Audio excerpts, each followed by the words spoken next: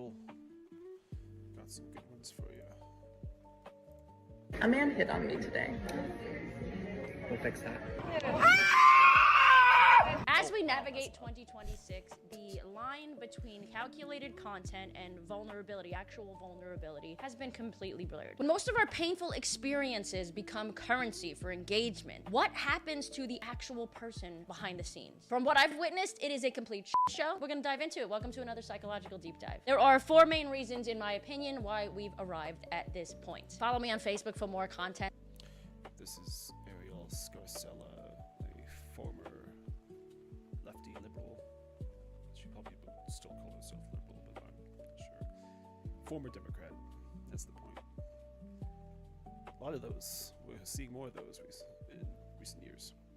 And that I don't post on this channel, by the way. If you haven't done that already, also subscribe. Let's go. The trauma algorithm. We all know that your For You page prioritizes highly emotional or rage bait type content that's going to get more likes, more comments, more saves, more shares, thus equaling more watch time. I spoke about this a video or 2 ago where I said it makes sense that these companies want you to spend more time on their site. More time on their site means more watch time for their advertisers, which means more money.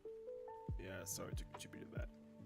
For them. So it makes sense that they're gonna feed you content that you absolutely love or content that you absolutely hate.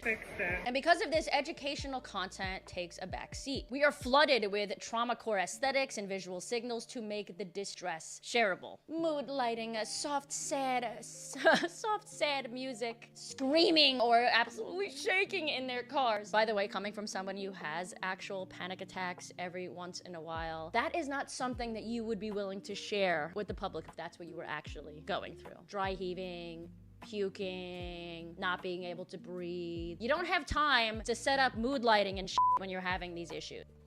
And that's a great point.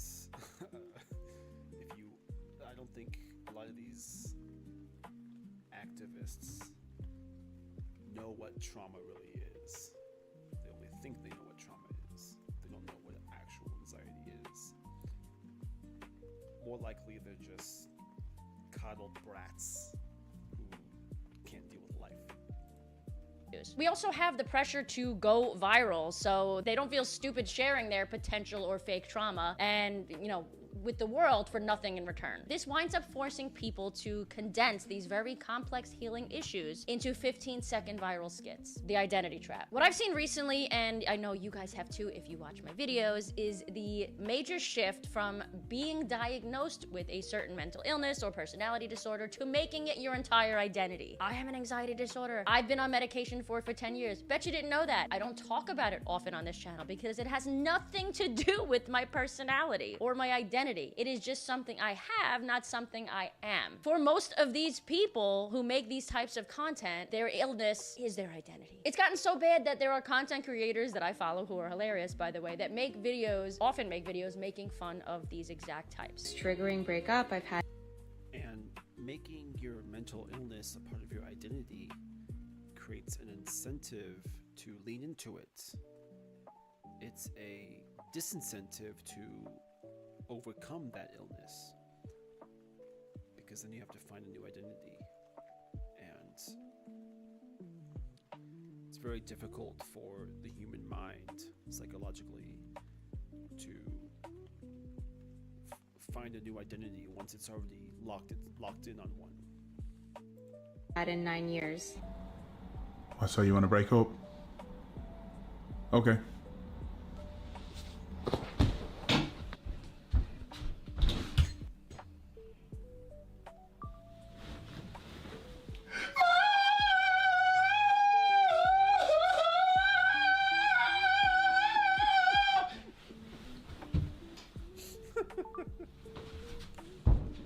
People are self-diagnosing, and mental and physical illnesses have become a social...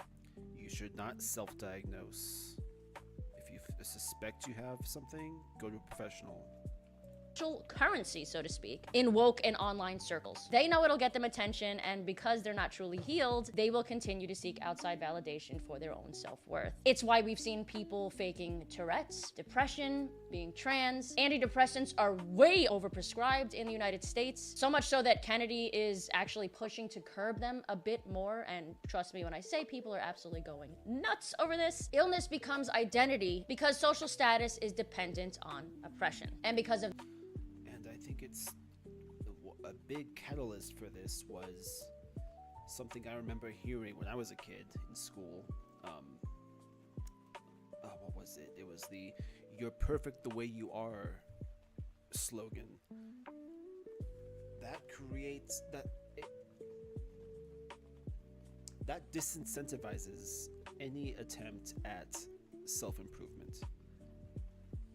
That's the worst thing you could say to a kid. You're perfect this way you are.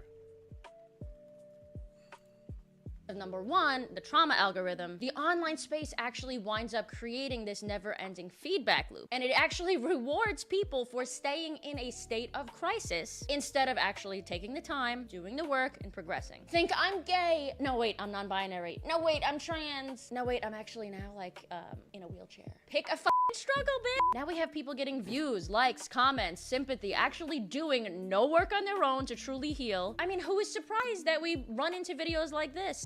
People shouldn't have to work to prove their value to you. In fact, people shouldn't have to work. These beliefs definitely stem from this. Think about it. What was going on with her? People shouldn't have You got the freaking Edward Scissorhands nails.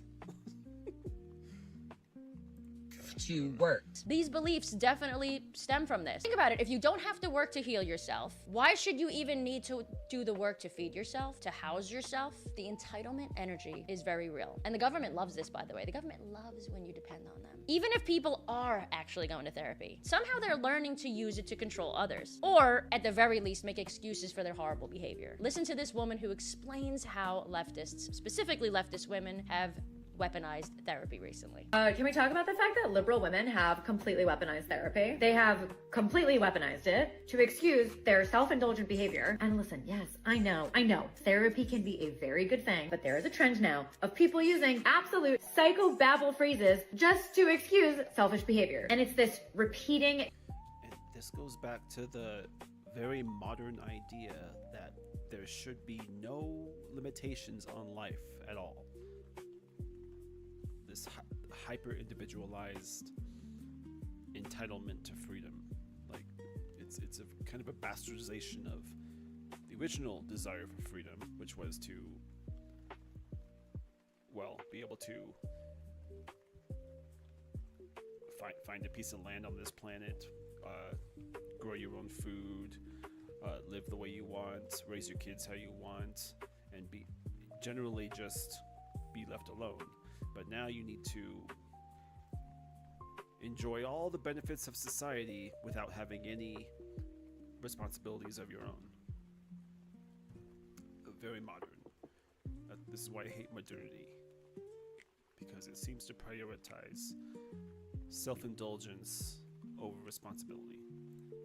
Death spiral cycle of women just egging each other on. The therapist validating terrible decision making. The girl then feeling miserable, so she has to keep going to therapy with the therapist who will continue to push her to make these bad decisions. So for the most part, no, you're not setting boundaries. You're just a bitch. Believe it or not, I actually agree with Alok or Alok and Dylan in this clip. Trust me, I don't agree with them on very many things, but this one clip, watch it and I'll explain. What were the steps that you think that someone like I needed to take in order to get through that healing?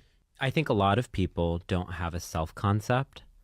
They only know themselves through what their parents, their religions, their cultures have told them that they should be. Mm-hmm. And in order to heal, you have to break up with that false self that was created to please the people around you. You're not a good judge of yourself. That's ego talking. And actually ask yourself, who do I want to become? It's not even who am I, because that's too tall of an order. How do you know if you've not experienced it? But what is the kind of person I want to become? Do you want to become someone who has a false sense of self and depends on others for validation? I mean, for me, no, I would never want that. we should not be worshiping the self. The self is not the most important thing in society.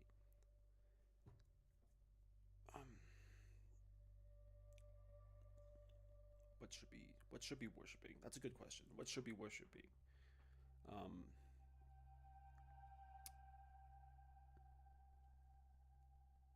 How small you are in the grand scheme of the universe.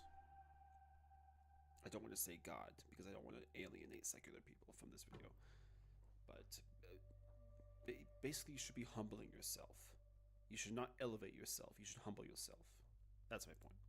What about someone who completely lacks self-accountability? Also no, thanks. This brings us to number 3, the monetization of vulnerability. It doesn't help that people are making bank off of this all, which is why Lily Tino continuously posts rage bait content off of their oppressive bullshit status. Fake encouragement or real encouragement, which helps dopamine levels rise in your brain. And add monetization into that and it creates an insane, horrible mess. And I'm not talking about actual companies like self-help companies or therapy companies that actually work with you. I've done brand deals with companies like that in the past. I'm not talking about that stuff. I'm talking about people making their personal pain or made up pain into a product. Far too often recently, I've seen young creators especially do shit like this. Studies on young adults over the last 10 years have shown that traits of narcissism is rising, while agreeableness, extroversion, and conscientiousness is falling dramatically. I can almost guarantee that nobody is surprised after watching the very beginning of this video until now. Many therapists also believe that a good amount of these people might have something called histrionic personality disorder. Histrionic personality disorder is defined by the American Psychiatric Association as a personality disorder characterized by a pattern of excessive attention-seeking behaviors, usually beginning in adolescence or early adulthood, yes, including inappropriate seduction, we've seen this in multiple videos of mine, and an excessive desire for approval. People diagnosed with disorder are said to be lively, dramatic, vivacious, enthusiastic, extroverted, and flirtatious. Literally all of the above. So now we have attention-seeking behavior, validation, money, and rewarding people for bad behavior. And people are wondering why there are so many narcissists right now. Listen to what this guy has to say about people thinking. Anytime you are seeking validation from another person, you are not in control of yourself. That they are God. When the fuck did we all decide that we were God? People are literally walking That's Gary V. I love him. around Earth like they think their fucking opinions are the fucking end-all be-all and they need to fucking spread it near and wide on everyone's comment. I'm not trying to impose my will on people. I'm just putting out what I believe and like let chips fall. Other people are going around and just shitting on things and they think they're doing something. They're not doing anything. They're reacting to other people's doing. And they think the shitting on it is their contribution. They're doing nothing. I've watched this happen pre-social media. I had a family of two very opposites. People are about to get to 70, 80-year-olds and realize they did nothing in their life besides shit on other people's dreams. This is accurate. These people are not healing. They're not fulfilling their life's purpose. And most of the time they wind up in this endless psychotic circle dump of trauma without boundaries. Oversharing is also a very real issue that society is facing as of late. The digital psyche or energy has become super negative. Before on the internet, we had cat videos. We had fun viral prank videos. Now we have made-up identities, unhealed adults crying in their car. I remember those days of the cat videos. Can we go back to that? Like, let's just saturate the internet with cat videos again. Or in their jobs because they have to work and they have to, quote, do something for society. Yes, you should do something for yourself and for society. Because we have replaced truth with equity, we have devolved into this. Maybe you do need actual therapy. Maybe you don't have autism and just have a really terrible personality disorder. Or maybe you're just a piece of shit. Listen to this guy explain it perfectly. Why does the world feel like it's gone mad? Why can't we agree on even the most basic facts? What a man is, what a woman is, what's real and what's not. It isn't confusion or coincidence. It's the logical outcome of a society that has replaced truth with equity as its highest value. Equity, the pursuit of equal outcomes rather than equal opportunity, sounds compassionate, but when elevated to a moral absolute, it becomes tyrannical because reality itself is unequal. People differ in talent, discipline, intelligence, and luck. Nature is not fair and it never will be. To enforce equality of outcome, truth must first be denied. That's a key element here. Nature is not fair and it never will be. And modern society and its ideologues, their main goal is to subjugate nature, control everything in human society, make everything to their whim. That's modern society in a nutshell. This is the origin of our By collective denying actual insanity. We problems can't or acknowledge creating differences new ones, because you are also differences denying produce reality. inequality. You are not We working. can't is the origin of our By collective denying actual insanity. We problems can't or acknowledge creating differences new- you're- because without being accused of bucky is a justice. Every gap in life itself, structure. It means Don't know if that was me or else. is denying that it does. And, you know, because I still stand by it. I don't think it makes sense to be proud of having a mental defect or a mental disconnect or a mental illness. Like, I'm not proud to have anxiety. I have an anxiety disorder. I'm not proud of it. Should I be shamed for it? No. Should I be celebrated for having it? Also, no. One should simply seek help to get better. I mean, it's that simple. Let me know what you guys think, though. Do you think the internet and online spaces and this... Yeah, basically our society is full of psychosis. Let's try one from The Crucible. Andrew Wilson. I love this guy.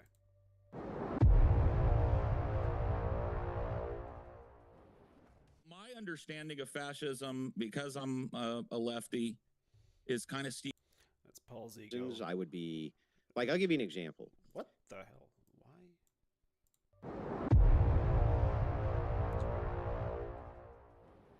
My understanding of fascism, because I'm a lefty, is kind of steeped in Umberto Eco's Ur-fascism, the 14 tenets. Yes, sir. Yeah.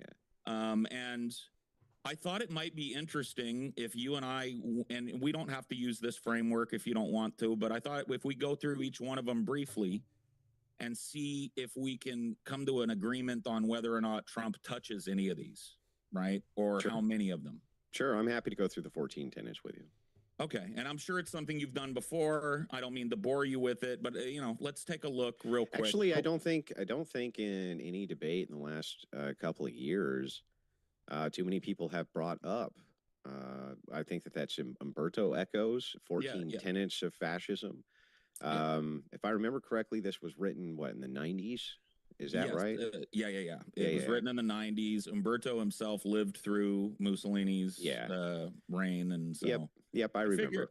I figured him a good source, at least from that. You know, I'm more apt to listen to somebody who lived through 9/11 about what it was like to be there than somebody who wasn't. Right? Sure. Yeah, I'm with you. So the first tenet is the cult of tradition. This is a syncretic belief in ancient truths. It's a little weird, like you said. It's this idea of it rejects modern interpretations of traditional beliefs. So yeah, I would agree that Trump would fit that bill of like an appeal to a tradition in the United States. I would kind of. Well, it depends on the tradition, right? You shouldn't worship tradition for tradition's sake. You should look at what the tradition is, why it's been successful, if it's been successful, and look at the fruits that have come from it. Make America great again, right? Sure. I would just argue that all presidents do. They're all basically sourcing the tradition of the Constitution and the framework of the government and American patriotism and hoorah. That's basically all of them. But that I would even. All of them are looking. I'm sorry to interrupt. Go ahead. Oh no, it's fine. I was just saying. I think ultimately you could say that, but when this applied to fascism in this framework, fascism was trying to take like this bizarre old Roman idea. You know what I mean? We're going to bring back Rome, and then like mix it with fast cars, and we want to go fast and zoom, zoom, zoom, and they cut each other's faces with swords and shit. That's I think that's a common theme throughout European history. Ever since the fall of Western Rome, there have been several people who have tried to recreate Rome in Europe. Be Caesar, basically. Caesar has become the term synonymous with a dictator. Well, Julius Caesar was literally a dictator. It was an office in Rome. But you got what's the French, the Carolingian leader, Charlemagne. You got Charlemagne. Well, technically he was the first Christian leader in post-Roman Europe. to unite a large part of Europe again, at least Western Europe. You got Barbarossa in the Holy Roman Empire,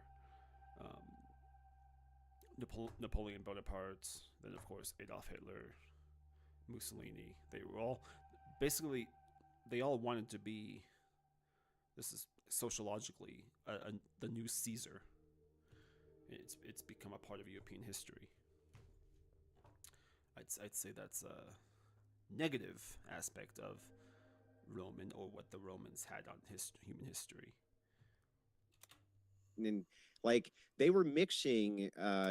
Although I do like the story of Cincinnatus, the ideal dictator who takes up arms in defense of his country and then voluntarily lays him down, goes back to his simple life on a farm.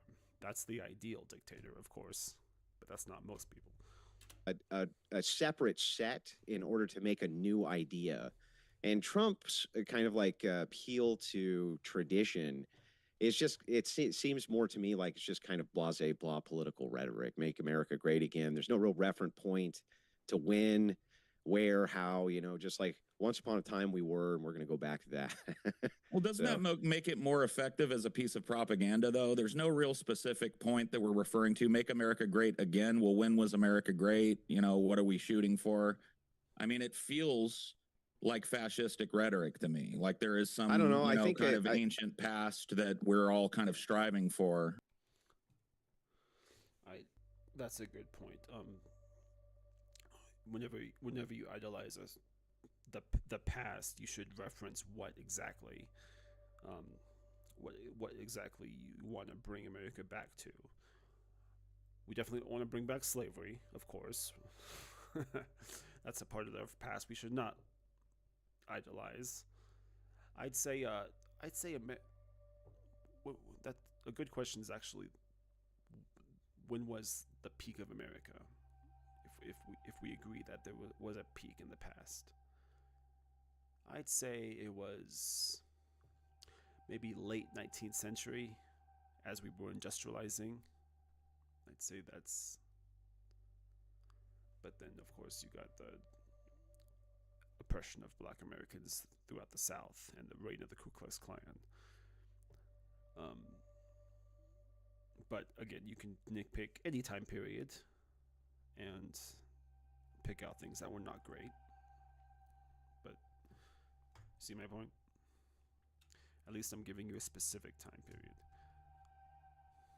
Don't just idolize the past in general.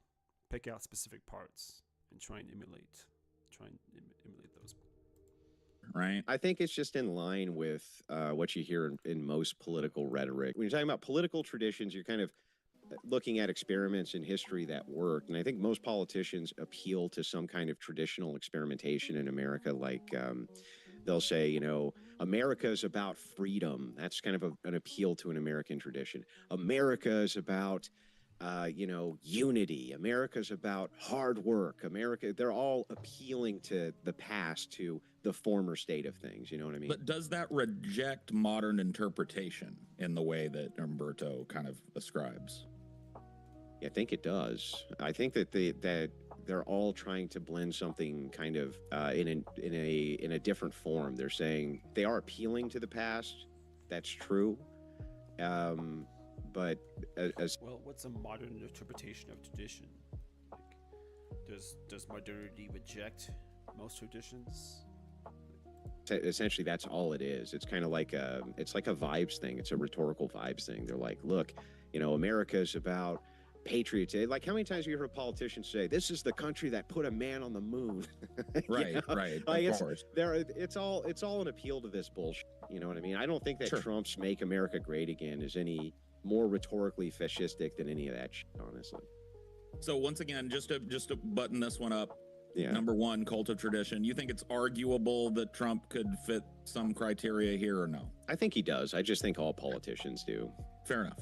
Yeah. And, maybe one day we'll discuss whether or not all politicians or the American system as it exists today is inherently fascistic. Yeah. That's fair. I mean, as that's hyperbolic. I don't think the American system is inherently fascistic. I think it's the opposite's true. I think America's founding fathers were visionaries and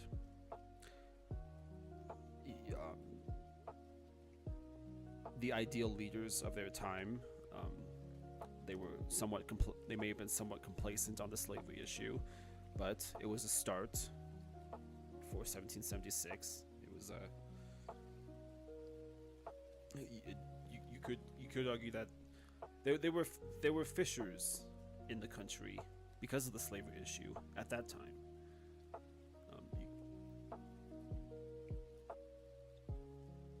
It was a big debate while they were drafting the Declaration of Independence and the first drafts of the Constitution and the Articles of Confederation. There was a big divide between the northern states and the southern states, particularly Massachusetts and South Carolina at that time. The southern states were worried about their supposed right to keep slaves. And it was a division that the British Empire exploited when they were fighting us to keep a hold of their colonies. They offered escaped slaves, or they offered slaves rewards for going against their colonial masters. So, I'm not saying the founding fathers were perfect. No human being is. But they were visionaries. They set up a system that was near foolproof, almost. It was a system that was amendable, which is a key aspect of why our system is so good. And I think their foresight is one reason why a republic has lasted so long. I hope we can keep this system in some form or another. As a lefty, that's not entirely out of the realm of my wild imaginings. So, second one is rejection of modernism. This views the Enlightenment and rationalism as the root of moral decline. Yeah, I don't think that Trump himself gives a shit about that kind of stuff. He's more of a I don't think demagogue. he knows about it. Yeah, I mean, I don't think he can tell you he's more of a it. demagogue, but he seems like he embraces modernism a lot more than his right-wing base would prefer. I think anyone who embraces our current financial system embraces modernism. I think if we were to take an honest look at the Enlightenment and compare it to medieval thinking, we could say that there was disadvantages and there was advantages to the Enlightenment. A lot of the Enlightenment thinkers were anti-church, which is understandable, coming out of the Spanish Inquisition, coming out of all the abuses of the Catholic Church that had stacked up over the centuries. It makes sense that some thinkers, the Enlightenment thinkers, who were fueled by desire for freedom and this esoteric desire for individualized freedom, would be anti-church and anti-tradition. But I think a lot of them kind of put the cart before the horse in not recognizing that the church had set up a good foundation and built on that foundation over the previous 1,000 years. Modern humans tend to demonize the medieval era, the medieval period, more than we should. The medieval people were not savages. They were not dirty. They were not illiterate.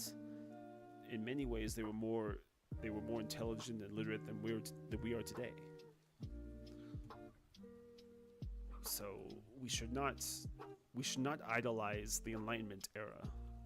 We shouldn't idolize the Enlightenment any more than we idolize any other era of history.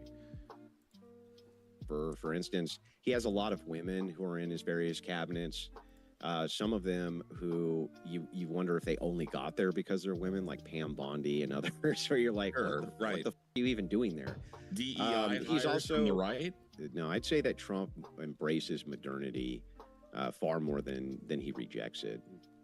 Like think I would that might be expect fair. Trump to do things like if he was trying to make bids for the past, I would expect completely different play moves from him.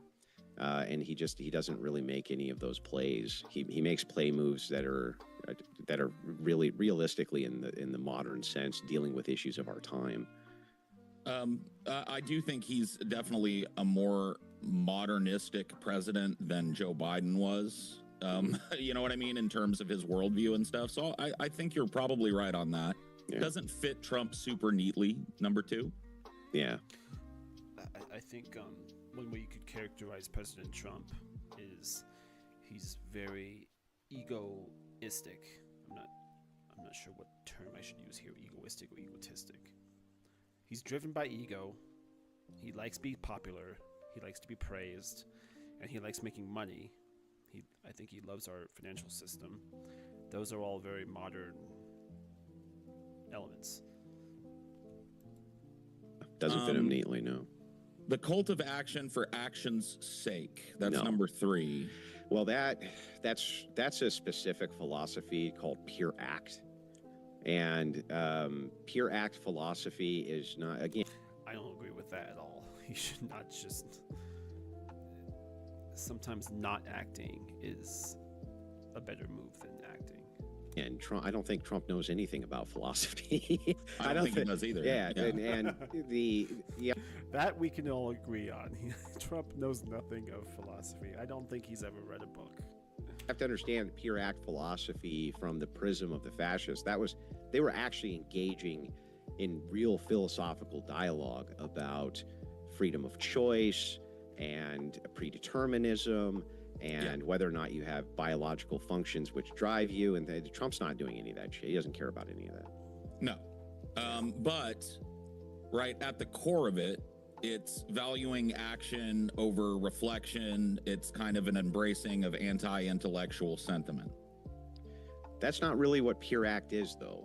Pure act is a philosophy. Well, he doesn't. I mean, to be fair, Umberto doesn't use the term pure act in that little sub definition. But that's what he's referencing is the the fascistic philosophy of pure act. It's what it's all built on. Is pure. Okay. It's what's called pure act. And no, I don't think that Trump. I don't even think he gives a shit about that. So Like, if Trump doesn't know he's a fascist, does that mean he's not a fascist, even if he fits all of these? No, I think that you could make the case that he would be if he fit every single one of the. I think that downplays intent.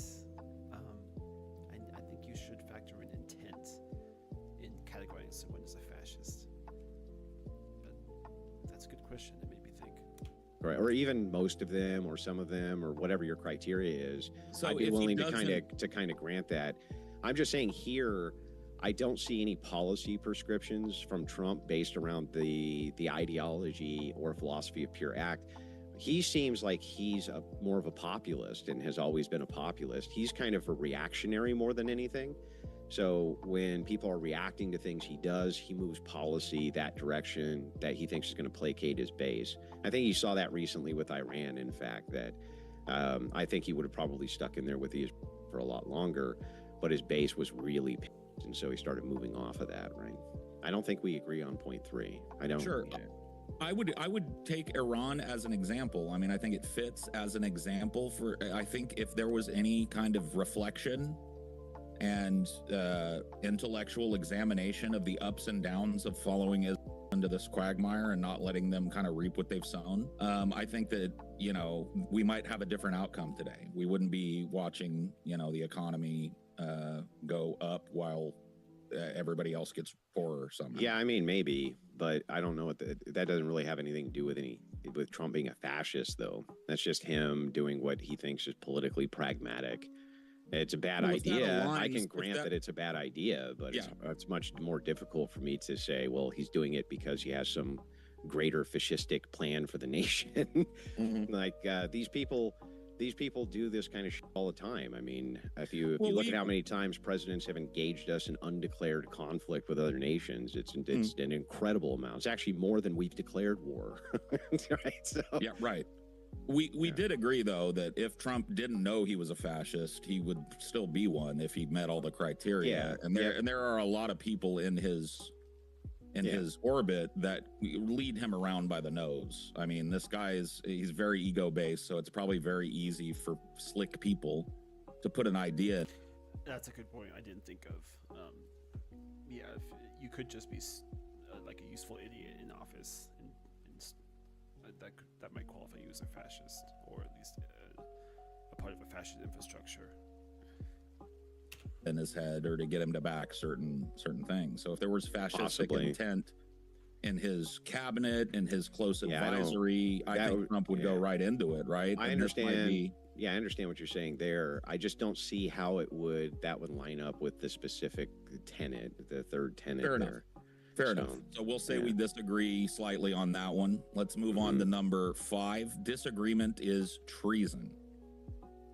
So this is suppressing dissent and critical thinking as threats to unity. Yeah. So I'm guessing you're going to reference. He's going to reference some of Trump saying this guy's a traitor.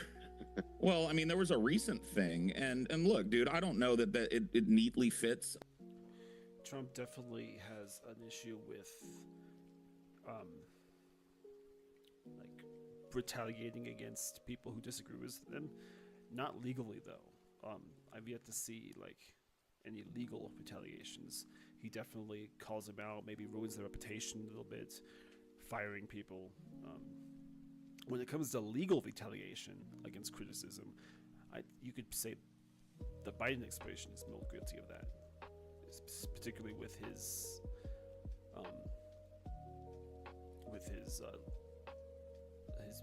monitoring he did of Catholic churches and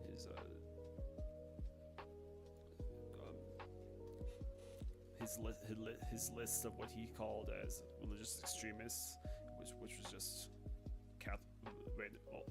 normal Catholics going to mass, gave those to intelligence agencies. So I think Biden's more guilty of that. On this one, but I will say you can make a decent argument, right? There was a recent news story that came out where Trump had a stack of news stories that were negative against him in the war, and he put a sticky note on. But then that brings up another question: which is worse, using government intelligence agencies to spy on your political dissidents, or ruining the reputations of your critics just through word of mouth and the bully pulpit? Which is worse, your intelligence agencies or the bully pulpit? On top of it that says treason, right? Now, of course, nobody was tried for treason, but I think that, going back to my opening statement and kind of how I'm framing this, it shows ambition, right? Like, yeah, I'm willing. Trump would lop the heads off these motherfuckers, right? I think for this one, I'm just kind of willing to grant it.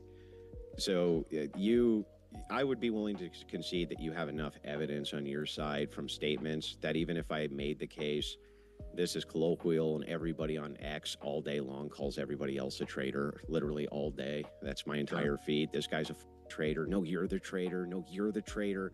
I can't wait till we're in charge because you're going to. Yeah, it's kind of a overused word. We don't really know what it really means to be a traitor. And I think like what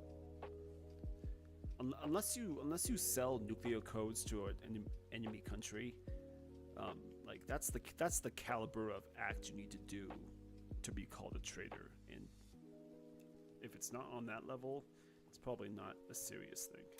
Prison. Well, I can't wait till we're in charge because you're gonna get the gallows. But I'm actually just kind of willing to grant 4 in your favor. Yeah, fair enough. Yeah. Okay, so number 5, fear of difference, like xenophobia used to unify the in-group against outsiders. Now, this is a part of human nature. I think every human group does this.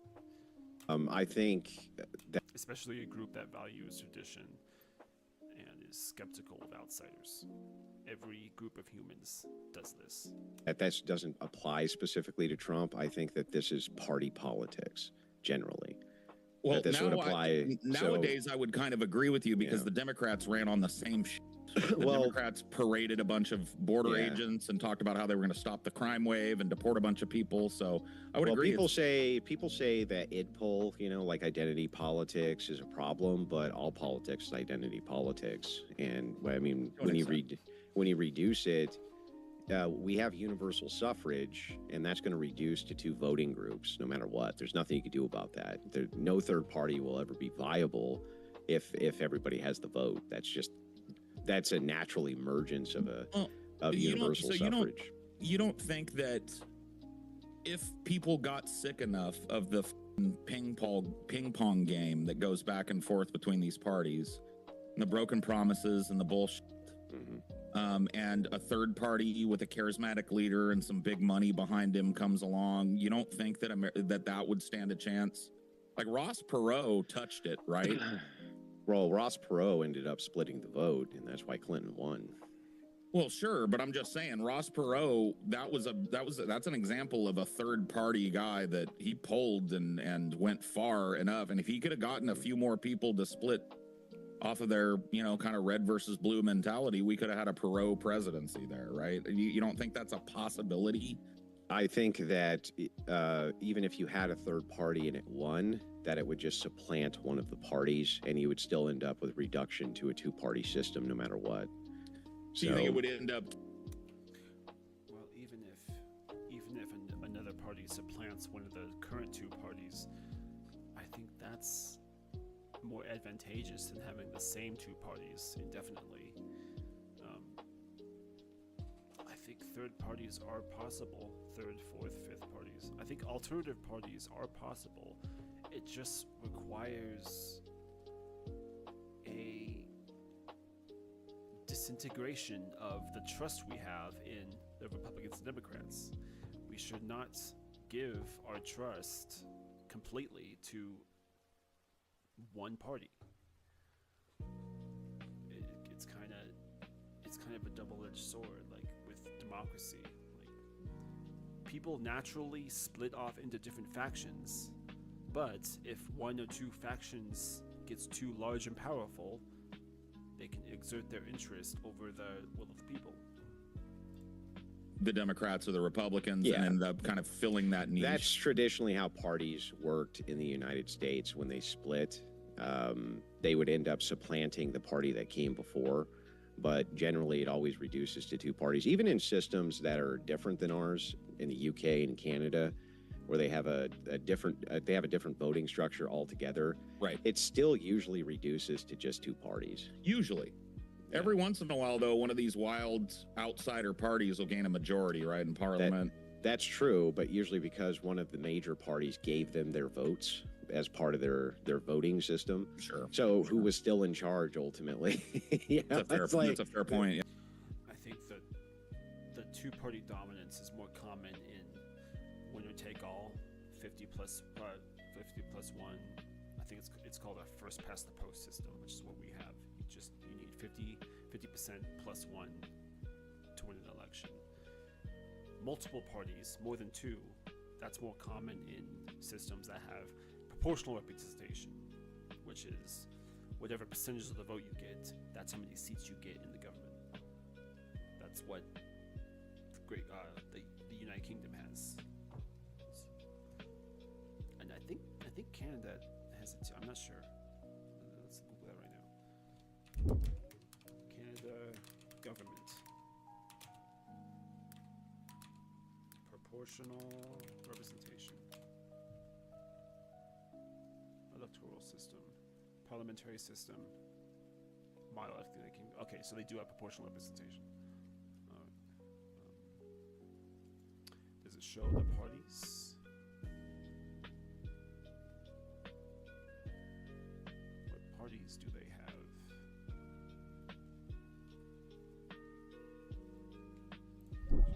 Just Google Canadian political parties.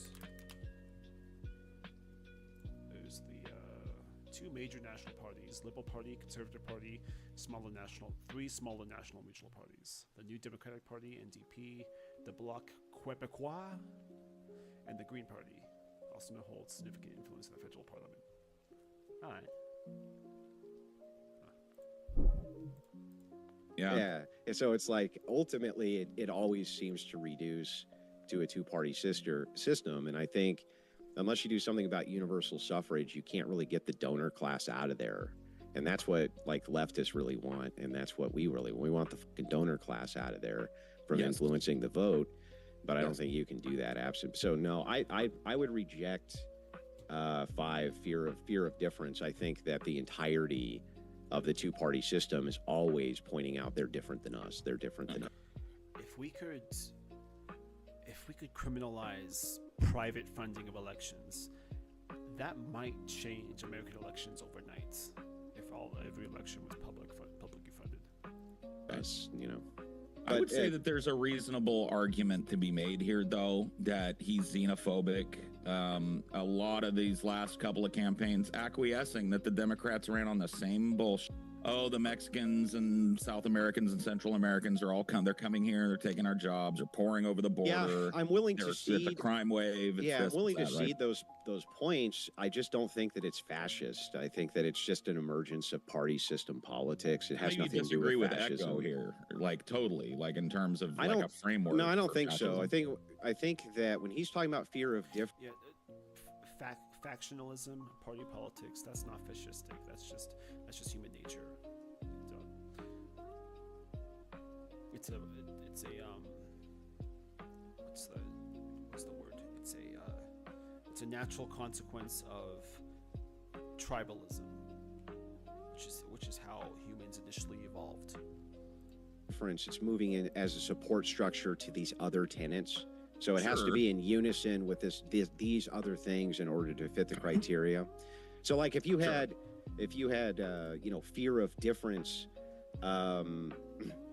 with ultra nationalism, with this, with that, you would have a much better case than just fear of difference. So I think out of context, it's not even a fascistic tendency. The us versus them is just politics as usual. Sure. Well, maybe we'll put a pin in that one. We'll come back and at the end of these and see how it fits with what we decide we agree on and disagree on, if that makes sense. Sure. The next one, and I think this is one that we're both going to agree both parties do. Yeah, appeal to social frustration. Middle class frustration and mobilizing that, those that feel economically or socially displaced. Yeah, I'll grant that, no problem. So fair enough. Don't all parties do that? Doesn't that happen every campaign by every candidate? They appeal to people who feel economically frustrated. Next one, obsession with a plot. This is promoting conspiracy theories to justify aggression against perceived enemies. I think he fits Trump does fit this bill, but again, this might be just a natural consequence of human nature. We tend to be, humans can be incredibly intelligent, but we can also be incredibly lazy, in the sense that we look for easy answers to complicated problems. It's easier for us to believe that it's one enemy behind everything, rather than a bunch of different problems caused by a bunch of different people over a long period of time. That's why we're susceptible to these, well, we'd call it conspiracy thinking, like, even though there's nothing inherently wrong with the word conspiracy, there are actual conspiracies. But we tend to seek easy solutions to complicated problems. I think that's what drives any conspiracy among the public zeitgeist. That one I'm going to contest a little bit, because there's a lot of the supposed Trump conspiracy theories that have proven out to be true. So which ones? Well, for instance, did you see today that they prosecuted a person who was recruiting the homeless for voting and paying them money, which is highly illegal? Many people on the Republican side were claiming that Democrats were doing that because of the unsecured ballot during the elections during COVID-19. And now, wherever you fall on that, it's the most secure election in history or whatever. There was more fuckery afoot than we were led to believe. That's for sure. How much fuckery was afoot, I don't know. But I believe that's all. Not to take a page out of your book, but I think that's always true. I don't trust these voting machines. I never have. I'm not involved in the process of removing these things and counting them, nor can I fathom it or watch it happen. And so and then when it came, I think I'm with Paul on this one. We should not be using digital voting machines, electronic voting machines, with everything we know about cyber warfare and how you can hack into banking information and jeopardize that. Voting ballots should be on paper, counted by hand, by people who are actually there. If that means we need more election workers, fine. Let's pay election workers. to the Steele dossier and what happened with Clinton, with Russiagate and all of this, there was actually a plot afoot. He was correct. There was definitely a plot, and Carter Page and many other conspirators. Give me the TLDR on it. Give me the TLDR on it. Yeah, you remember when Hillary Clinton lost the election and she was pissed off and she was like, "It's Russian interference. He's colluding with Russia," and then they went through a giant impeachment. Yeah. And basically, what we found out through the impeachment was that there really wasn't any collusion at all with anybody. And didn't a number of people from his inner circle go to prison over that? Yeah, for perjury, not for collusion. Well, for perjury about what though? Lying about their connections to foreign governments, Russia and Ukraine, right? Yeah. So that's a connection, right? Like you got people in your inner circle that are doing shadow deals with Ukraine. Yeah, but that doesn't mean Russia interfered in our election. It just means people in his cabinet lied about foreign influences they had. In Russia and yeah, that's like the entire political class of DC, though. Absolutely, we agree. We agree on that. But maybe we're getting closer to the whole system as fascistic. But there was the extent of Russia interference in our elections were some Russian agents buying some Facebook ads. That's it. Definitely a plot that was coordinated by the Clinton campaign. Here, I'll give you an example if you don't believe that. Don't you agree that there was a plot by the Clinton campaign to displace Bernie Sanders? Oh, hell yeah. There was a plot by the Clinton campaign. That's why I left the Democratic Party. The party's fucking corrupt. And to help Trump. Yeah, well, they thought that... And that blew up in their face. Yeah, in many ways, he would be the weaker candidate, right? So yeah, there were... I think if Bernie... I almost said Bernie Trump. I think if Bernie Sanders was the Democratic nominee in 2016, he would have beaten Trump. There were some plots afoot, so I don't think that Trump has gone after things that he considers to be plots that are unreasonable. Maybe sometimes, but not any more than any other politician. And there were actually some plots, so I'm not actually willing to grant that he's obsessed with plots. Like if you've been impeached for bullshit reasons, I would be like, I'll give you an example. If you have let's say you have a chick who says, You're really paranoid about doing business with women, and you're like, yeah, I guess that's true. And then like the next day she sues you for no particularly good reason. Right. Wouldn't you feel like you had some justification? You'd be like, well, that's why I'm paranoid about doing business with women, sure. Right? It starts to become cyclical at that point. Yeah, so I'm not willing to grant that he's obsessed with plots. I'm willing to grant that there has been a lot of public coverage on a lot of plots, but I don't think he's obsessed with them. So my argument for this one would be, I think this guy is super arguably obsessed with plots. I mean, to this day, he will Truth Social constantly about the stolen election, folks. Stolen. Russia still comes out of his head. You know what I mean? And that's one of President Trump's biggest flaws. He's very repetitive. He goes on tangents that really have nothing to do with, his point. Well, I think he believes it, though. I think he genuinely believes it. It's an obsession with a plot. That's I don't know if that's obsession if there is a plot. Like if you believe that there's an actual plot, and you're just trying to thwart it or get to the bottom of it, I'm not sure that that's you being obsessed with plots. What this is referencing is like, you think people are plotting to take you out of power or do various things like that. Isn't he paranoid about those things? Well, the people have tried to kill him. And take him out of power. Yeah. So that doesn't seem like an obsession with plots. That seems like something else. That seems like plots. That seems like there was plots, right? I mean, there's been 3 assassinations on him. I mean, attempted assassinations on him. So, if people try to kill you 3 times and you're the president, I think that would make anyone a little paranoid. Not an obsession with plots, but actual plots. What about the conspiracy theory angle? I mean, we all know that COVID-19, that era was absolutely replete with conspiracy nonsense, right? Yeah, but Trump was in charge of Operation Warp Speed and getting the vaccines and stuff done. No, I give him that. So it's not like bullshit and ivermectin turned out did have some good compatibility with helping people who were COVID patients, and it also was helpful for other things as well. I don't want to get too far afield. But let's just say we politely disagree on that one. I think he's promoted enough conspiracy theories and showed enough obsession with plots to get to mine. You don't. That's fine. Well, we don't see it. Yeah, I would say that Trump is mostly obsessed with plots that are actual plots. Like, there are people who have conspired to keep him and tried. There are people who have conspired to take him out of power and have tried. But I don't think that that's an obsession with plot. Like, if it was the case that...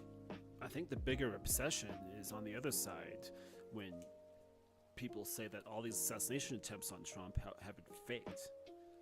And the idea that these are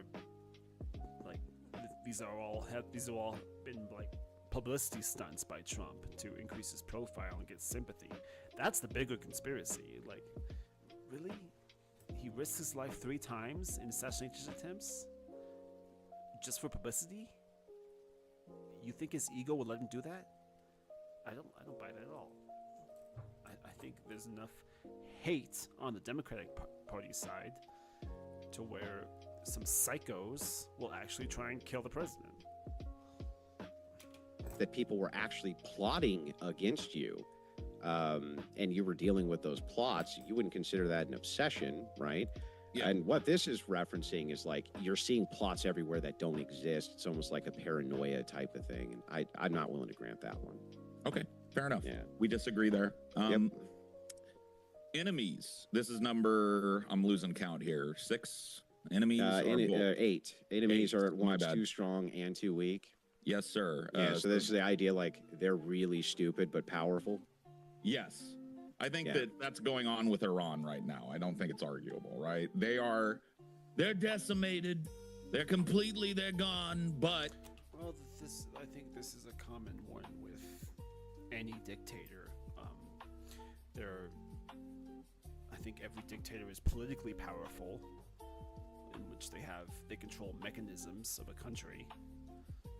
But I think you could argue that most dictators fail to see the forest through the trees, or see the broader picture. Because I think most dictators are ego-driven.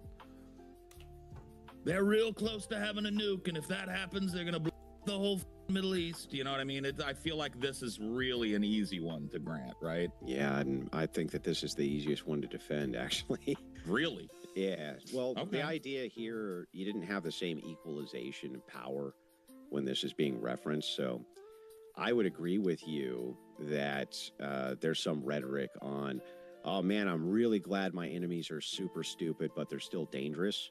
I don't even consider that to be a fascistic tendency, because you and I probably actually do have enemies that are really stupid, but still also very dangerous.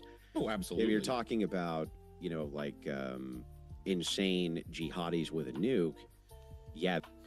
I think North Korea is a good example of this. That regime is insanely stupid in the sense that they're very isolationist, like to the point where they're a pariah in the global community. but they're also dangerous in the sense that they spend a quarter of their GDP on military. It might even be more. I'm not sure. And that's dangerous, but I wouldn't consider them to be the brightest fellows around. Sure. So with this one, I've got to stick to my guns on this. I think that this is now whether or not this is a tactic that's used broadly, and I think it is. I don't really accede that it means too stupid and too strong. This says very explicitly both too strong and too weak. Yeah. Right. And so that is really how he has portrayed Iran in this kind of inadvisable war that we're all wrapped up in now and paying for. So I don't know. I guess time will tell. It's really hard for us. I think we're just kind of playing chess on a board that isn't really defined yet. I think once all this is wrapped up and all the stories come out and all the news settles, maybe we could have a more in-depth conversation about that. It's just hard for me to wrap my head around because, we've done a lot of unpopular war moves at times when it was like people wanted it done. Like, Vietnam, we escalated Vietnam when pretty much the entirety of the country had started to ask for de-escalation of Vietnam. We did the same thing in Iraq, right? But Trump's a populist. Yeah, Trump's a populist, and he responds to his base. And I will give you my... Not really recently. A lot of his base were against the Iran war or involvement in Iran. It's a lot of his supporters are pissed about that. Cynical leftist view on this. They didn't care. They didn't care. They knew that their base didn't like them following into an inadvisable war. They knew that their base, a lot of them, elected Trump on the no new wars kind of promise, right? They knew this was going to be a stinker, and they didn't care because there's so much. They thought there was so much to gain. What I think happened is that it managed to hold out long enough to stall our war machine, right? And now they're holding this Strait of Hormuz hostage because they think they won. And Trump is kind of teeter-tottering on, do I commit boots on the ground to this and my base up even more at this point? Because I really do genuinely believe Trump thought this was going to be a one and done. Yeah. Khomeini. Well, I mean, it's the same bullshit. So that's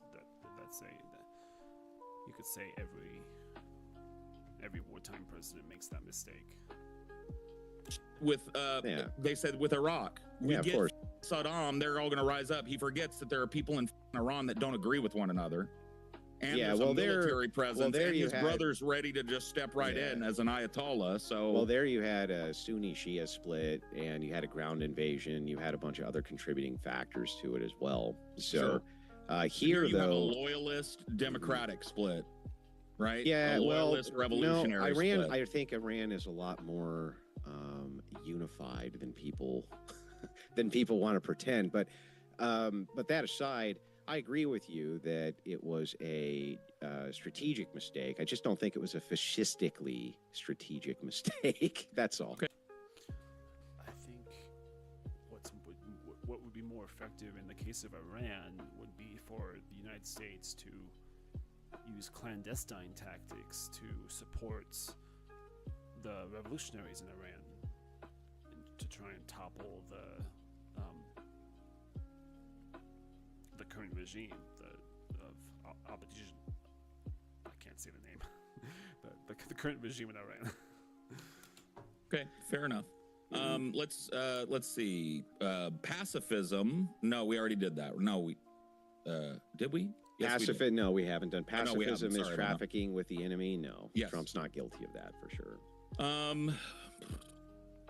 Yeah, I will say at this point he's not, but he did say a lot of really suspect shit during this Venezuela operation and during this Iranian thing. I mean, a lot of the treason examples that I could probably go grab would be him calling people treasonous for not backing the United States or not backing his decision to escalate the war. Yeah, I don't know. I think it's the same kind of rhetoric you hear where people are like, isn't it strange that Andrew Wilson's rhetoric lines up with Vladimir Putin's? And I'm like, what the f- are you even talking about, you crazy right? That's just creating connections where there aren't any. human brain is so good at seeing patterns that we will even create patterns where there are none. To me, it's the same kind of shit as that. But I haven't seen any evidence of Trump actually having a belief that pacifism is trafficking with the enemy. I have no real-time examples. All right. So I guess maybe we disagree, but only slightly there. I don't think it fits. I don't think it's like a with a bullet. Yeah, you know, it's not. So next one, contempt for the weak. I think he fits this one. You know, in his rhetoric, I think he fits it in policy. Yeah, you could say anytime you're cutting social security or rating Medicare or Medicaid, I think he's definitely appealed to the hyper masculine part of the conservative base. Shutting down social programs and closing down educational programs and stuff like that. Anytime you're doing that, it shows, I think, sneering contempt for the weak. It's like, well, I have no problem with closing down parts of the education system. Public schools are a mess in this country. I think kids would be better off without it, honestly. I honestly think shutting down public schools would be a benefit to kids. We should allow kids to get jobs earlier, within reason, obviously. Not dangerous factory work, but I don't see a problem with 16-year-olds joining the workforce as a restaurant worker, or like a fast food teller, something like that. I think that would be more beneficial for a teenager than being in the classroom. ripping a blanket off of a homeless guy while he lays there shivering. Yeah, I'm really gonna have to give you the hard nay on this one. So okay, fair enough. When you're talking about contempt for weak people, like I may not want my tax-paid dollars to go to publicly funded orphanages. I don't think that that's because I hate orphans. I think it's because I think that Catholic charity groups and Christian charity groups did a better job than government orphanages do. So that wouldn't, but that's not me being contemptible or hating orphans. It's the opposite. It's like, it's just not a good idea from my view. I don't think that a lot of the social safety nets and yeah, this might be an issue with definitions. Like, what do you qualify as contempt? Is someone who wants to cut social safety nets and move that responsibility to the private sector, is that contempt? I don't think so. a lot of the things that we find out are paid for through social safety nets. I think people get very pissed off about it, and so I don't think that that's them having contempt as much as it is them saying, hey, wait a second, there's a fairness issue here, or there's a problem here that doesn't make any sense, or just plainly, I don't want my money to go to that. Wouldn't you say the same thing about this? We have to stop the nukes and the liberation of the Iranian people and saving it type of rhetoric that we're hearing now, right? As contempt for the weak? No, I don't think that's contempt for the weak. Well, it's contempt for the majority, right? What do you mean? The majority of people don't support this war. We are the weak. We are the weak. I think that no, that's confusing definitions. We should. You can have a majority population that isn't weak. I think Paul's kind of making a false equivalency here. that you're stretching there a little bit. You're kind of reaching a little bit to try to make it fit the narrative, right? But maybe you know what, yeah. you got a little bit of a stretch, but yeah. Whatever. It's a I'm little throwing bit, it out there. Yeah, it's a little bit of a stretch to meet the narrative. It's like I would think actually the majority is the strong, right? Because if you live in a democracy or a republic, the majority are the people you want to watch out for because they're the ones who are going to fuck your whole political party up. Especially the more you expand suffrage. The more you expand suffrage, the more the majority is not strong. Is the that next true election anymore? cycle. Yeah, I think it's still true. Which I guess fits with Paul's point. But they're not the same, is what I'm saying. Majority does not always equate with weak or strong. True, yeah. Isn't it just a ping pong game though? Because I agree with you. The next electoral cycle, the Republicans are going to take a drubbing, right? But then after that, hang on. You don't think maybe so? No. Well, I do think so, based on historic data that they will. But sure, they might have better chances than you think. And that's actually that's like one question that we should ask ourselves more often. Should every citizen have a right to vote, or should we limit voting to specific people, specific segments of the population?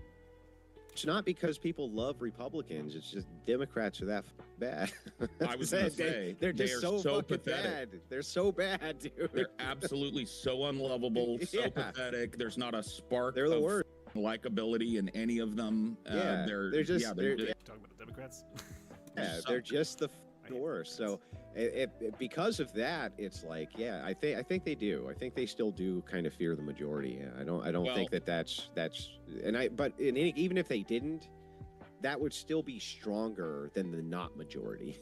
Right. So, if there's any modern political party that could lose to Trump and the Republicans in this political climate, it's the Democrats, baby. Yeah. I'll give you that. But So I think historically speaking, they're about to lose some seats, about to lose some governorships, maybe some state houses and stuff. It's not going to look good, is what history tells us. But what history also tells us is that after 4 years or 4 to 8 years of a Democratic presidency or a Democratic kind of led government, people are going to be sick of that and the Republicans are going to sweep back in. And they'll switch to moderate. If there's one thing that we can be a little optimistic about, it's that nothing lasts forever. If you're scared about a Republican president, remember that nothing lasts forever. If you're scared about a Democratic president, remember that nothing lasts forever. Republicans, actually, which sucks, but yes. So that one, I don't think we got contempt for the week. I think number 11, everyone's educated to become a hero. You just have to kind of flat out concede to me. Yeah. I wish.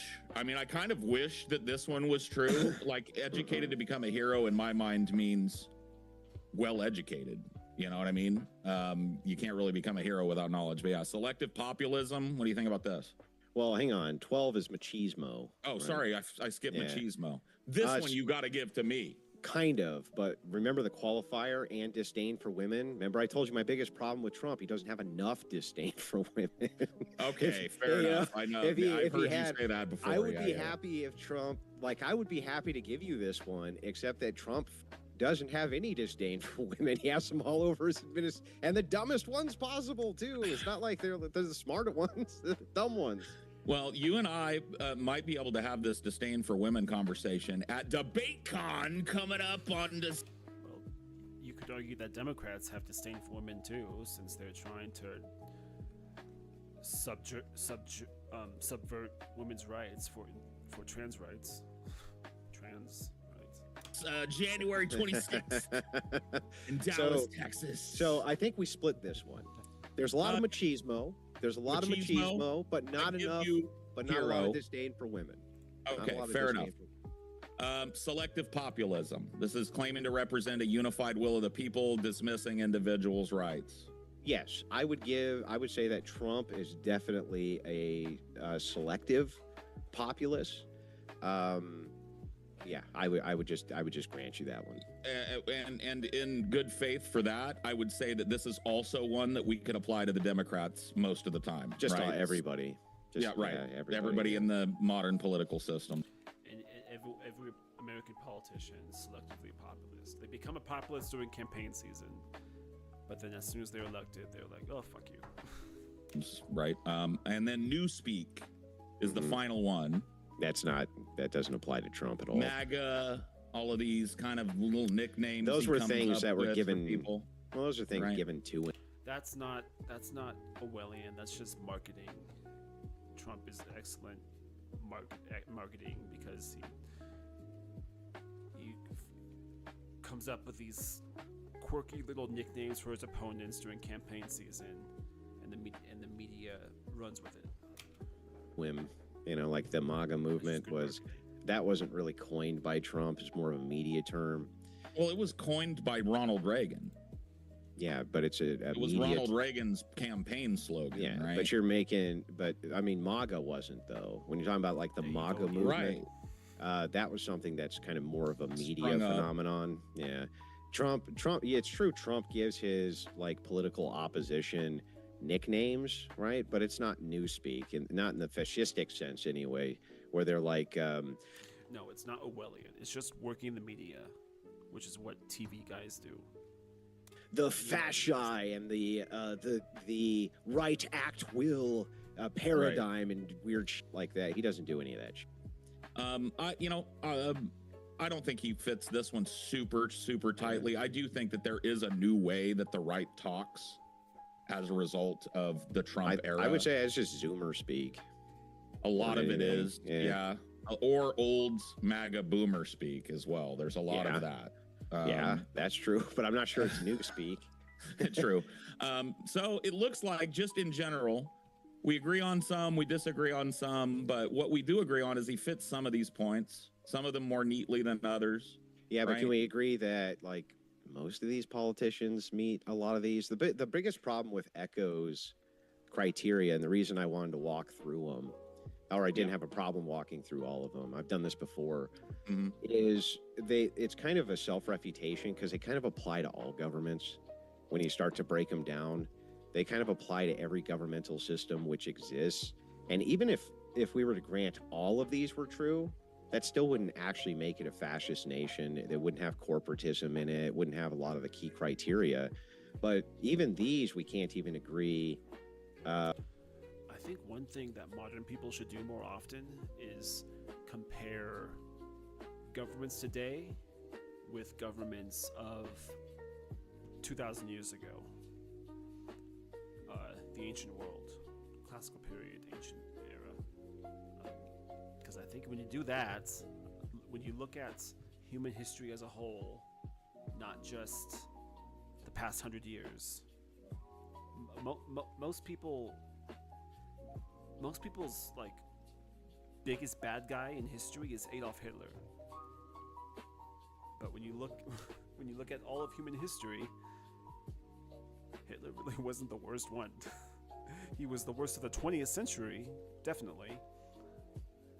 But you could argue that Napoleon was worse than Hitler. You could argue Genghis Khan was definitely worse than Hitler.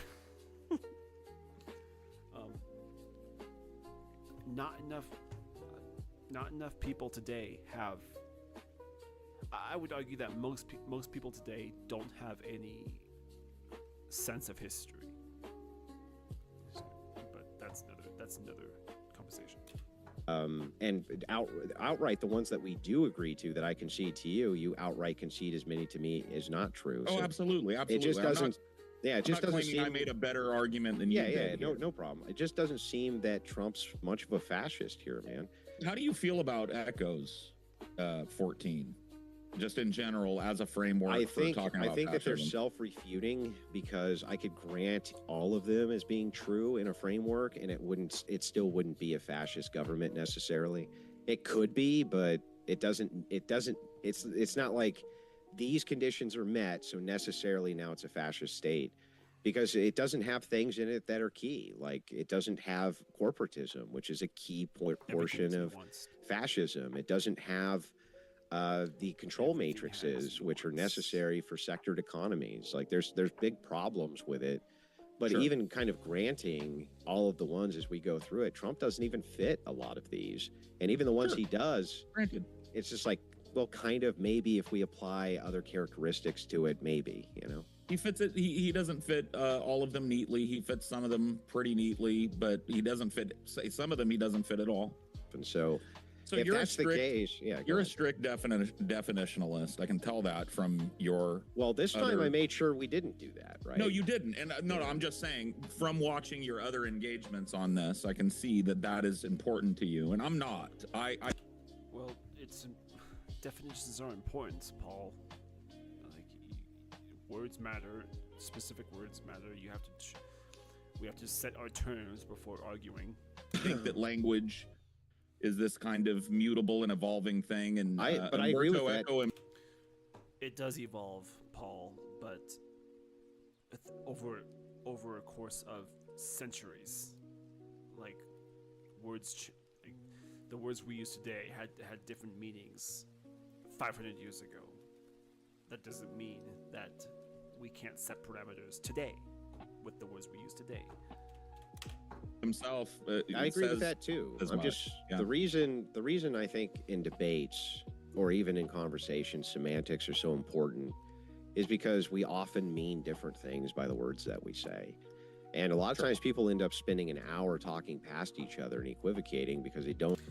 This is definitely true today, since we have so many media outlets to choose from. It's almost like we have two different, like, Republicans and Democrats. They kind of have two different worldviews. Like, people who vote Republican and people who vote Democrat. We watch different news sources. We have a different framework for how we debate, with how we see the world. That's not a good thing. Americans used to watch the same news, and we had the same frame of reference. Not the case anymore. We're no longer a united country or a united population. Well, they don't actually even understand what's being said. So if you want to debate anyone, the first thing you should do is define your terms. Head to them. Well, isn't the big thing, like, wouldn't you love to bring leftists over to your way of thinking? I think like, I wouldn't do. you love it? Yeah, well, I think, no, like you would love it if most leftists moved, right? I would love it if most debates stuck to the topics. I'm the same way. Yeah. I would love it if people on the right would move a little left, right? And how do you get there without conversation? You can't. You don't. Yeah. So and you can't I get don't there without fear it. rhetoric. You can't get there without vibes. You can't get there without arguments. You can't get Right. there without any of that. So I like to talk to and debate with all kinds of people. I don't care if it's Dave Smith, or it's a member of the Trump administration, or it's a famous person, or it's just some random guy in a Discord. I like to debate with all types. Paul Dork. Or whoever, right? Yeah. Right. Because right. people have lots of interesting things to say that I never thought about. And we agree on that. Yeah, and I think when I was prepping for this, I do streams and stuff, and I was telling my people, that watch me, I was like, I hope that I get to pick this guy's brain, learn a little bit about what makes him tick through the lens of this debate. And that's the point behind any argument or debate. That's really the point behind conversation and dialogue. Learn more about who you're arguing with, who you're speaking with. Learn what makes him tick. Learn the foundations of his worldview. That's why we have dialogue. That's why we talk to different people. If we all spoke with people who thought the same way as us, there'd be no point. That'd be boring. Great topic. Yeah. And I hope I can do the same for him. And I feel like I accomplished that. You know what I mean? We accomplished that together, which is cool. Well, good, man. I appreciate the good faith debate. Hang on. I got a good idea here for a banger. This guy in the chat, he said, Andrew, I know that this guy is super nice and I feel bad about this, but can you be to him anyway? So, all right. You know what? I'm going to this debate's too nice. reveal something. I'm going to reveal something in lieu of that. And this is going to be this. I mean, no ill intent about this. Okay. If it went nasty, I got a jar of olives, and I was gonna pop the top on a jar of olives. Okay? Do it. Okay. And if you did that, I was going to respond by doing that and saying to you, now do 5 push-ups. Oh, and I would have been wrecked. I'm so glad I didn't go that way. Oh my God, he was prepped. He was prepped. That's wild. I love that, dude. I love that. That's great. That's an inside joke for Andrew Wilson fans. That was funny. But I guess the point of that was talk with anyone. You should be willing to talk with anyone, argue with anyone. We should be able to argue and walk away with a handshake. It's okay to believe that we believe different things. Next one we got. This is a new channel I've discovered. Faithful Legacy. Happy sunrise, friends.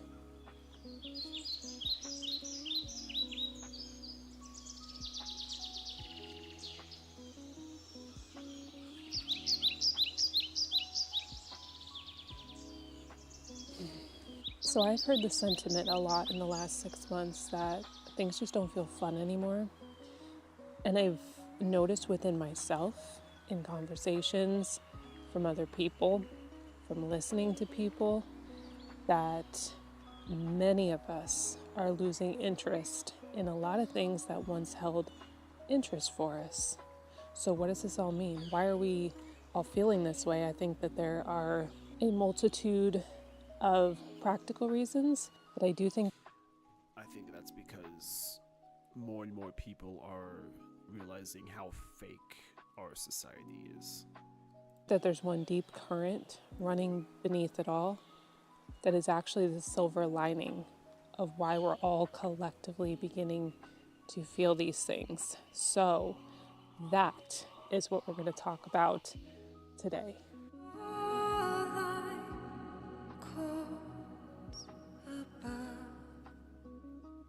I gotta tell you that these cool end of May mornings, being able to still enjoy my cashmere before summer hits me straight in my face is absolutely lovely. Speaking of fun, I'm having it right now. Morning, chicks.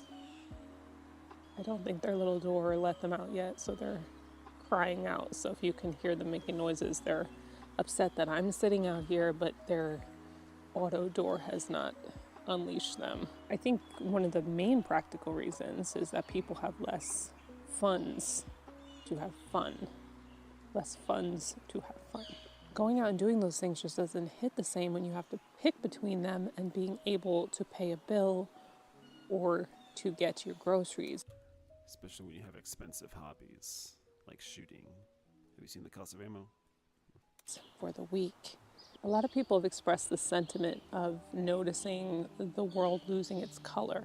That in so many different areas in life, including a lot of the landscape around us, that they're noticing a dulling in the decor, in the buildings, in the color of the sky, in the color in people's faces, in the color in the things that we watch. End game of the modernism and the brutalism was ultimately to erase the image of God from the earth. Now we know that they can't actually do that, but they sure do try hard, don't they? And so as they're doing this and as they're trying to create this conformity to their system and to their counterfeit kingdom that they're building, we notice the dulling. And even if some of us don't consciously notice it right away, inside we notice it, because that fingerprint of God that's stamped on us and the creativity inside of us and the things that we are designed and meant to interact with and notice and be and do. So when they slowly begin to erase those things, the deep depths in us are going to feel it. Our instincts are going to kick in. We're going to know something's wrong, even if we can't completely put our finger on it or figure out what it is. I think human beings have an instinct for the transcendence. We naturally look for something higher than the material world. And so we're not living in an environment or an atmosphere that we were built for. And that is going to have an effect on us at some point in time. We were made to be awestruck by the creation around us, the shade of blue of the sky and the numerous amounts of stars in the sky and a sprawling sunset and a sunrise and the way light dances on the water and the birth of the baby animals in the spring and the way the trees burst into color in the fall. We're meant to see the Creator woven and stitched into every single thing around us. So that's what they try to do, is they try to make us see less and less of that as they try to hoist themselves up as... Yeah, I think this woman is spot on with the lack of transcendentalism, the lack of spirituality, the lack of what's the word? The lack of, I guess, awe. That's a good description. The lack of awe in the modern world. modern society. We have everything's just becoming more transactional, materialistic, money-based, and it's boring. Our spiritual selves are yelling at us. There's more to it.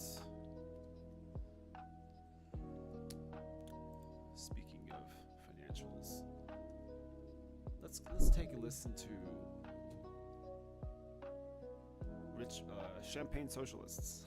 Why is it that so many of the Democratic Socialists of America are really wealthy kids? They're young, they're 20-somethings. Take Morris Katz. Morris Katz was the media advisor to John Fetterman when Fetterman was a progressive, like hardcore progressive, and then he walked away when Fetterman turned out to be reasonable. He's advised Zoran Mandani himself, from a wealthy family. He's now advising Graham Plattner, who himself is from a wealthy family. I want to, essentially, I'm going to read you my morning piece, but I'll talk about it instead, because we can take Zoran Mandani. You know, he's the son of a Columbia professor. One of the many contradictions in Marxist, socialist, communist philosophy. Karl Marx himself mooched off of Frederick Engels as he praised his ideology, as he downplayed the benefits of capitalism and the industrial revolution. And a well-known filmmaker. They're wealthy. They have a compound that they guard 24/7 in Africa. I think it's in Uganda. It is a well-guarded family compound. The surrounding area is full of poverty, and they have this mansion and infinity pool and all this sort of stuff, and he's kind of become the standard bearer. You've got Morris Katz, who advises him, and Graham Plattner. He lives from the south end of Manhattan. Any of you who know about Manhattan understand that is where the really rich people live. His mother was an acclaimed author. So Morris Katz, who is Mamdani's media advisor and Plattner's media advisor, decided to write a book about puberty and wanted to put a picture of his male reproductive organ in a book written for children. What the fuck? Ponder that one. The publisher told him it was a bad idea. It was a book for boys going through puberty, and he wanted to put a picture of his male reproductive organ in the book for boys. He is a Democratic socialist who picks radical people. There's Alexandria Ocasio-Cortez, who, if you know anything about her, you know she was a bartender, but actually she's from a pretty well-to-do family. There's Elizabeth Warren, who decided to claim to be a Native American to get an affirmative action slot at Harvard, where she otherwise might not have been qualified. There's Bernie. I think it's also ironic because they come from wealth, but they have no idea how wealth is created. Sanders, who honeymooned in the actual Soviet Union and has multiple houses. All of these leaders of the Democratic Socialist Movement in America. Or there's Hassan Piker, who's from an extremely wealthy family, who himself is extremely wealthy, gets major subsidies and income from live streaming and other things, wears multi-$1,000 glasses and clothes, and has massively expensive sports cars, and yet claims to be a socialist or a communist. What's going on? Well, the pattern is older than the Democratic Socialists of America. You know, Frederick Engels co-authored the Communist Manifesto, and he ran his father's textile mill in Manchester, England. And Karl Marx married into Prussian nobility, and he lived off of Frederick Engels' industrial fortune. Lenin's father held hereditary status under the Tsarist table of ranks. Fidel Castro was the son of one of the largest landowners in Cuba. The proletariat that these people claim to support rarely starts revolutions. It's the disaffected sons of the bourgeois, the upper middle class, the shopkeepers and the like, who start the revolutions. The pattern's held for much 2 centuries. Yeah, the lower classes alone, poor people alone, they don't have the means to start a revolution. You need some backing from more well-off sects of the population, or even just individuals. What socialism reliably produces when imposed isn't equality, but a closed caste. The Soviet nomenclature, had sealed stores. Like the elite of the Soviet Union had hospitals they could go to that were advanced. They had schools they could go to that were advanced. They had grocery stores they could go to that were like Western grocery stores. They had dachas. They had these big palatial homes that the normal people of the Soviet Union didn't have. Remember, from each according to his ability to each according to his need, except if you were at the upper echelons of Soviet society, you were protected from Soviet communism. The Chinese Communist Party has what they call princelings. Xi Jinping is one of the princelings. They have inherited political positions. North Korea has 3 generations of Kims in charge. The Castros gave Cuba 6 decades of dynastic rule. The empirical record is pretty uncontested. Every long-running communist regime has frozen its founding elite into a hereditary aristocracy. The system that promised to abolish class only ever abolished the class mobility that threatens the rulers. So what's up with the United States and all these elite kids, rich kids, who are from elite families who have decided to become communists? Well, here's what's going on here. A free market is ruthlessly meritocratic. Joseph Schumpeter called it creative destruction, the relentless process by which yesterday's titans can be unseated by tomorrow's strivers. David can slay Goliath in a capitalist system. The immigrant entrepreneur can eclipse the inherited fortune. The garage startup can gut the incumbent. Capitalism doesn't care who your father was. It takes your standing and hands it to the kid from Queens with a better idea. For someone who suspects quietly he is exactly the unearned aristocrat who is living on his family's elite status, capitalism is a threat. So you got to stamp out capitalism to preserve your place in elite society. Socialism offers what these people want. They replaced the Marduk's verdict with the committee's verdict. The credentialed, the connections, the cultural fluencies of the elite child that they accumulate in prep school become decisive. That's where woke speech comes in. It is a yeah, spot on. Power is power no matter who's on top. And whether you preach free market principles, whether you preach communism, they're both just pathways to power. Yeah. But that's all I got for y'all today. Be safe out there. Protect your peace. Feed your souls. Read everything. Question everything.